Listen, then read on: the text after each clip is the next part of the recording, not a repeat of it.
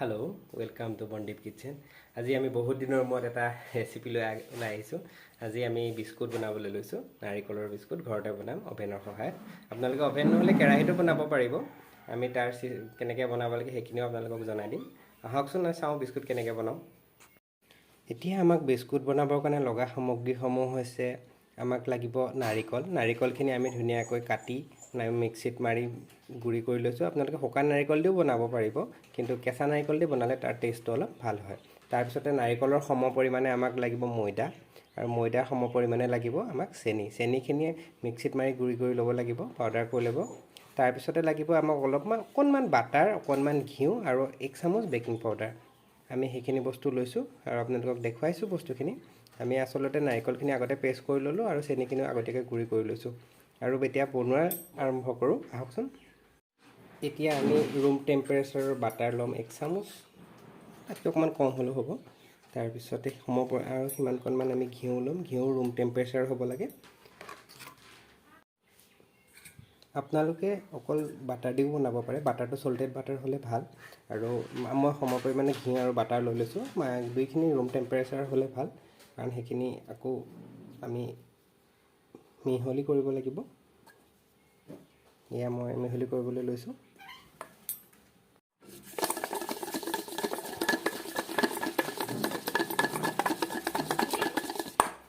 আমি বাটাৰখিনি এনেকৈ ঘিৰ সৈতে ফেটি ল'লোঁ। ফেটি লোৱাৰ পিছতে ইয়াতে আমি চেনিখিনি দি দিম। চেনিখিনি প্ৰথমে আধা দিম, আধা দি তাৰপিছতে মিহলি কৰি ল'ম, তাৰপিছত আকৌ আধা দিম।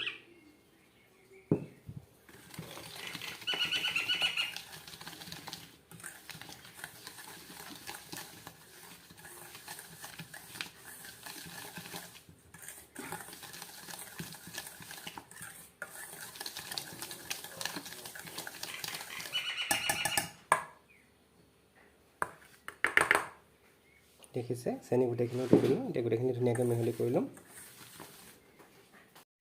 আমি চেনিখিনি ধুনীয়াকৈ মিহলি কৰি ল'লোঁ। এতিয়া আমি নাৰিকল দিম। আমি যিহেতু কেঁচা নাৰিকল দিছোঁ, অলপ অলপকৈ দি মিহলি কৰি ল'ম।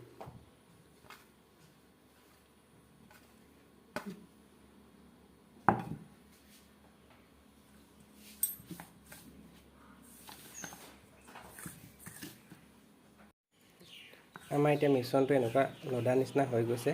এতিয়া আমি বাকীখিনি নাৰিকলো দিম। আপোনালোকে যদি শুকান নাৰিকল ব্যৱহাৰ কৰে তেতিয়া কিন্তু অকণমান গাখীৰ দিবলগীয়া হ'ব পাৰে। মই যিহেতু কেঁচা নাৰিকল ব্যৱহাৰ কৰিছোঁ, গতিকে ইয়াত নাৰিকলৰ গাখীৰখিনি থাকেই, গতিকে ইয়াত আৰু এক্সট্ৰাকৈ গাখীৰ দিবলগীয়া প্ৰয়োজন নাই। এইখিনি ধুনীয়াকৈ মিহলি কৰি লওঁ। এতিয়া আমাৰ নাৰিকলখিনি মিহলি কৰা হৈ গৈছে।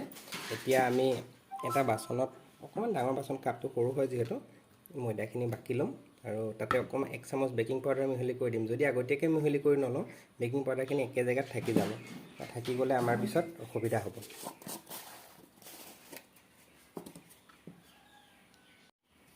বেকিং পাউডাৰটো আপোনালোকে 1 চামুচ দিব পাৰে বা তাতকৈ অকণমান কম দিব পাৰে। মই 1 চামুচতকৈ অকণমান কমকৈ দিছোঁ।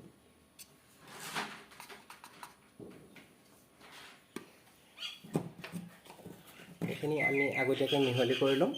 তাৰপিছত মিহলি কৰি লোৱাৰ পিছত সেইখিনি আমি নাৰিকল আৰু ইয়াৰ মিশ্ৰণটোৰ লগত মিলাই দিম। এনেকুৱা কৰিলে আপোনাৰ বেকিং পাউডাৰটো এটা জেগাত নাথাকে, নহ'লে কি হ'ব, এটা জেগাত থাকি যোৱাৰ সম্ভাৱনা থাকে। কাৰণ এই মিশ্ৰণটো পাউডাৰ নহয়, দেখিছে আপোনালোকে লদা হৈ গৈছে।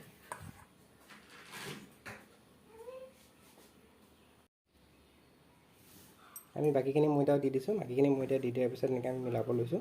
বহুত বেছিকৈ মিলাই থাকিব নালাগে আটা মৰাৰ নিচিনাকৈ, অলপমানকৈ মিলাই ময়দাখিনি ইয়াৰ লগত মিহলি হৈ গ'লেই হ'ল। আমাৰ এইটো ধুনীয়াকৈ হৈ গৈছে ডোটো। এতিয়া আমি যিহেতু অভেনত বনাম, অভেনৰ ট্ৰেখনত অকণমান ঘি বা বাটাৰ সানি লৈ তাতে আমি সৰু সৰু লাডু বিস্কুটৰ হিচাপত জোখত বনাই লৈ সেইখিনি তাতে দিম। আৰু দিয়াৰ পিছত সেইখিনি আমি 15 মিনিট সময় কমচে কম ফ্ৰিজিং কৰিব লাগিব। মই আপোনালোকক বনাই লৈ দেখুৱাই আছোঁ। আমি অভেনৰ ট্ৰেখনত ধুনীয়াকৈ অকণমান ঘি সানি লৈছোঁ। কিন্তু ৰুম টেম্পাৰেচাৰত হ'লে ভাল, তেতিয়া অকণমান পনীয়া হৈ থাকে। আৰু এতিয়া আমি ধুনীয়াকৈ এটাকৈ আমি গোল গোলকৈ কৰিছোঁ, কাৰণ নাৰিকলৰ বিস্কুটবিলাক সাধাৰণতে গোল গোলকৈ পোৱা যায় বেকেৰীত। আৰু অকণমান ডিষ্টেঞ্চ মেইনটেইন কৰি থ'ব লাগে, কাৰণ বিস্কুটখিনি ফুলিব আৰু ফুলিলে যদি ওচৰা ওচৰিকৈ থাকে তেতিয়া কি হ'ব, ইটোৱে সিটোৰ লগত জইন হৈ যাব, পিছত আপোনাৰ এৰুৱাবলৈ অসুবিধা হ'ব, ভাঙি যাব বিস্কুটখিনি, শ্বেপটো নষ্ট হ'ব। সেইকাৰণে আমি এনেকৈ লৈছোঁ, অকণমান ডিষ্টেঞ্চ মেইনটেইন কৰিছোঁ। আমি গোটেইখিনি বনাই লওঁ, তাৰপিছত আপোনালোকক আকৌ দেখুৱাম। এতিয়া আমি এনেকৈ ধুনীয়াকৈ গোল কৰি লৈ ইয়াতে ট্ৰেখনত ৰাখিছোঁ। আপোনালোকে দেখিছে আমাৰ দুটামান বাঢ়িলে, সেইকেইটা আমি বেলেগ এটা ব্যৱস্থা কৰি দিব লাগিব, কাৰণ ইয়াত দি দিলে ইটোৱে সিটো লাগি ধৰিব। এখন ট্ৰেত ইমানকেইটাই ধৰিলে। আৰু এতিয়া অভেনটো 10 মিনিটৰ কাৰণে প্ৰিহিট কৰিব লাগিব, আৰু সেইখিনি সময়ত আমি এইখন ট্ৰেখন নি ফ্ৰিজত ভৰাই থ'ম। ফ্ৰিজত ভৰাই থ'লে ইয়াৰ যোনটো শ্বেপ হৈ আছে, শ্বেপটো ভালে থাকে, নহ'লে কি হয় বেছি চেপেটা হৈ গুচি যায়গৈ। অভেনটো আমি এতিয়া 200 ডিগ্ৰী চেণ্টিগ্ৰেডত প্ৰিহিট কৰি লওঁ 10 মিনিটৰ কাৰণে।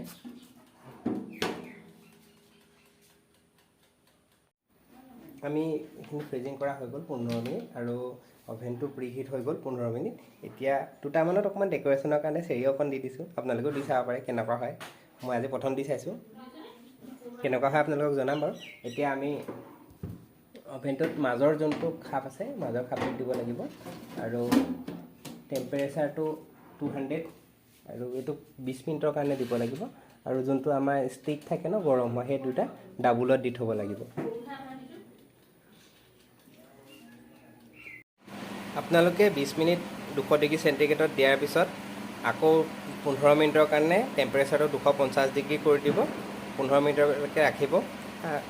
15 মিনিটৰ পিছত বিস্কুটখিনি যেতিয়া কালাৰটো এনেকুৱা আহিব, তেতিয়া আপোনালোকে চালে গম পাব কালাৰটো এনেকুৱা হৈছে, বেক চাইডটো এনেকুৱা হ'ব।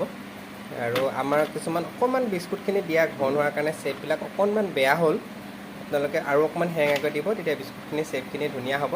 আৰু আমি যোনটো 20 মিনিট দিয়াৰ পিছত আপোনালোকক দেখাব লাগিছিল, কিন্তু আমি দেখাব নোৱাৰিলোঁ। আপোনালোকে এবাৰ নিজে ট্ৰাই কৰি চাব, কেনে পালে বনাই খাই চাব, আৰু কমেণ্ট কৰি জনাব আপোনালোকে খাই কেনেকুৱা পালে। আমি বাৰু এতিয়া খাব দি চাওঁচোন, কেনে পালে জনাব।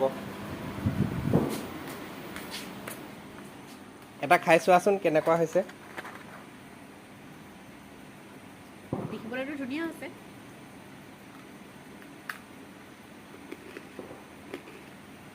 পাৰফেক্ট, মজা।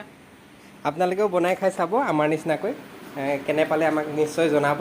আৰু যদি আপোনালোকে তাতে নতুনকৈ কিবা এড কৰে আমাক নিশ্চয় জনাব। যদি ভাল পালে আমাৰ চেনেলটো ছাবস্ক্ৰাইব কৰি দিব। ধন্যবাদ।